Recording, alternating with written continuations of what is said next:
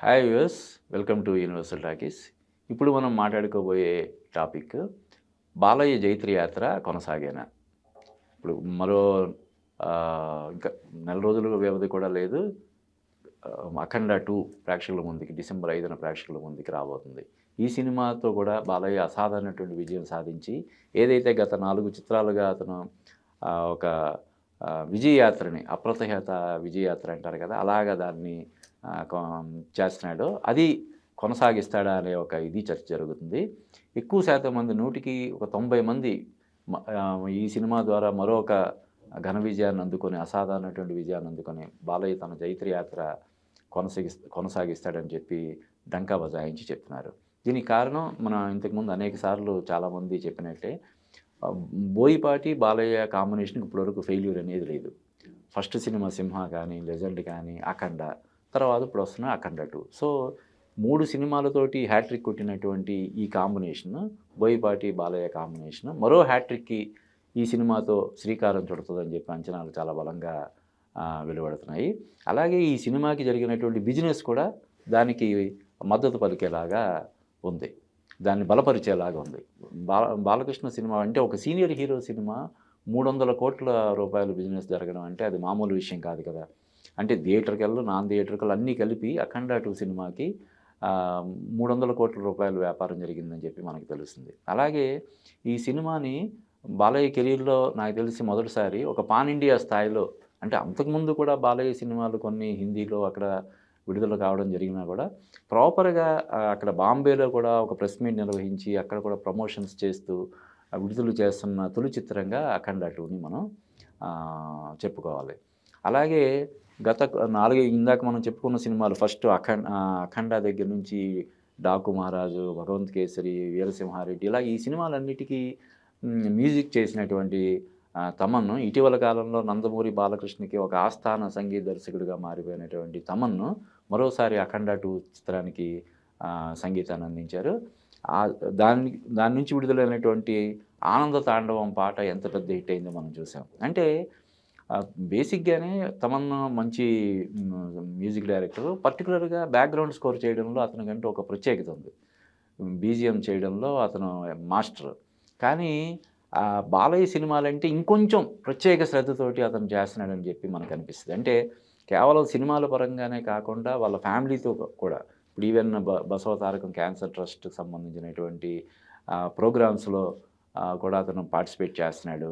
అంటే ఈవెన్ మన నారా భువనేశ్వరి గారితో కలిసి కొన్ని కార్యక్రమాలు అవి చేయడంలో కూడా ముందుంటున్నాడు. అంటే he became like A family member. అందుకే అతన్ని ఇప్పుడు నందమూరి తమన్ అంటున్నారు. ఇంకొంతమంది ఎన్‌బీకే తమన్ అంటున్నారు. అంటే ఇలాగా ఒక హీరోకి హ్మ్, హీరో మనిషి అని చెప్పి ఇలా బయట ప్రచారం జరుగుతుండడం యాక్చువల్‌గా ఎవరికైనా ఒక మ్యూజిక్ డైరెక్టర్‌కి కొంచెం ఇబ్బంది కలిగించే విషయం.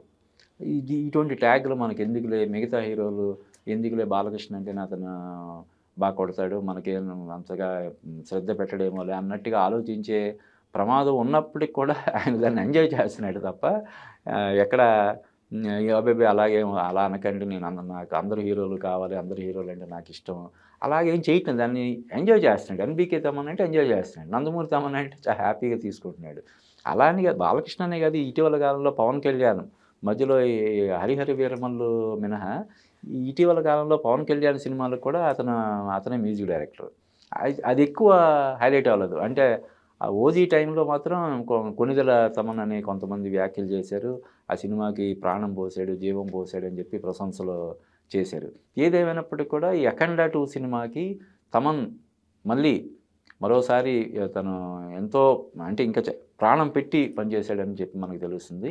ఈ సినిమా విజయంలో మళ్ళీ తనదైన బ్యాక్‌గ్రౌండ్ స్కోర్ తోటి, తనదైన బాణీలతోటి కీలక పాత్ర పోషిస్తాడని మనకు తెలుస్తుంది. అలాగే ఆ పాట తర్వాత 'ఆనంద తాండవం' తర్వాత రిలీజ్ అయినటువంటి ఇంకో పాట కూడా చాలా ట్రెండీగా ఉంది. ఇప్పటికే చాలా వైరల్ అవుతుంది. ఈ విధంగా 'అఖండ 2' నుంచి వస్తున్న ప్రతి అప్డేట్ కూడా ఆ సినిమాకున్న క్రేజ్‌ని మరింత పెంచేలాగా ఉంది కాబట్టి డెఫినెట్‌గా ఈ సినిమాతో బాలయ్య మరో బ్లాక్ బస్టర్ కొట్టడం ఖాయం అని చెప్పి అందరూ కూడా ఒక ఆహ్, అంచనాకి వచ్చేసారు. ఆ విధంగానే ఆ సినిమా నుంచి వచ్చే ప్రతి అప్డేట్‌ని చూస్తున్నారు.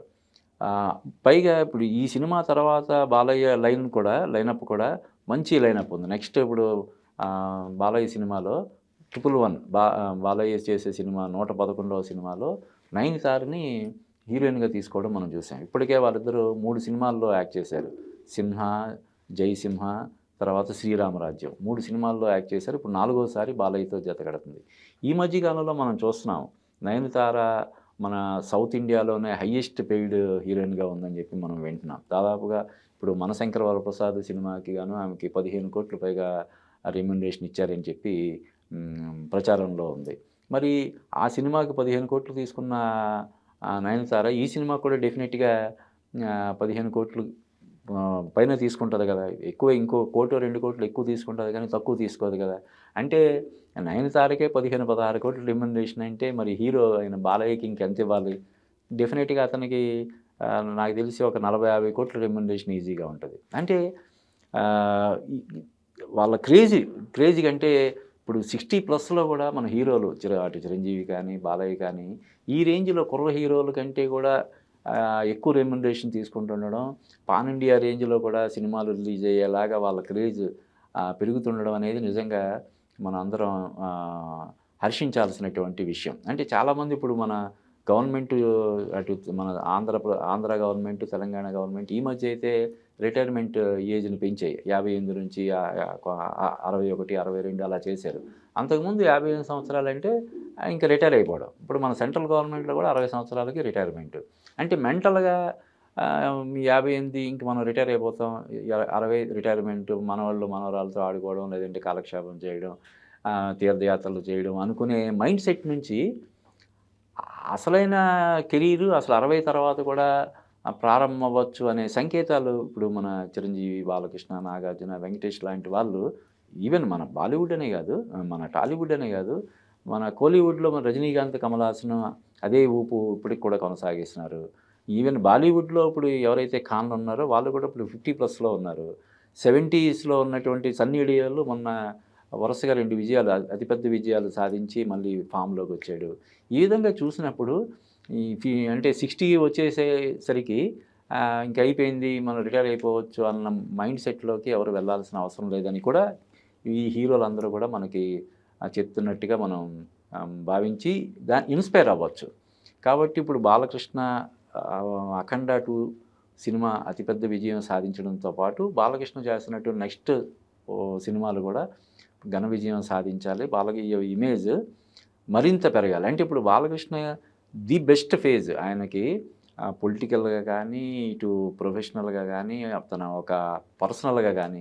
ఇప్పుడు ఇంకొక ప్రత్యేకత ఏంటంటే 'అఖండ 2' సినిమాకి సంబంధించినటువంటి మరో ముఖ్యమైనటువంటి ప్రత్యేకత వాళ్ళ అమ్మాయి నందమూరి తేజస్విని ఈ సినిమాతో మొదటిసారిగా అధికారికంగా ప్రొడ్యూసర్‌గా అవుతుంది.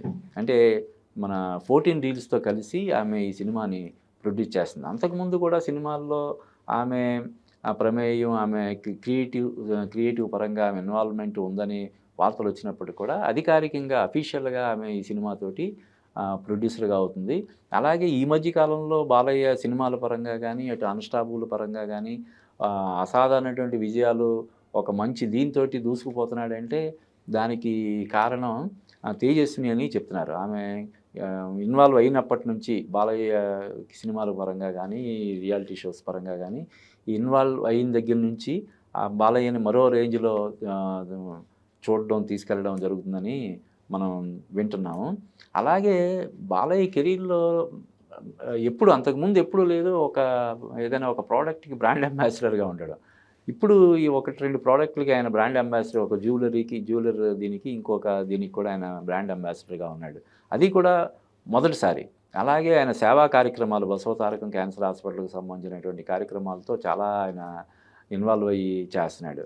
ఇవన్నీ కూడా అంటే ఒక పాజిటివ్ వైబ్స్‌ని ఆయన పట్ల ఉన్న అభిమానం మరింత పెరిగేలాగా, తర్వాత యూత్ కూడా ఆయన్ని అభిమానించేలాగా చేస్తున్నారు.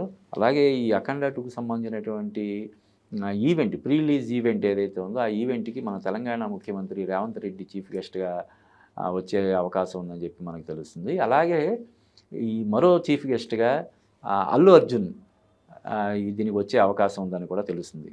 కాబట్టి ఇన్ని ప్రత్యేకతల నడుమ వస్తున్నటువంటి అఖండ అటు అసాధారణటువంటి విజయం సాధించి బాలయ్య కెరీర్లో మరో బిగ్గెస్ట్ హిట్గా నిలవాలని మనం మనస్ఫూర్తిగా కోరుకుందాం.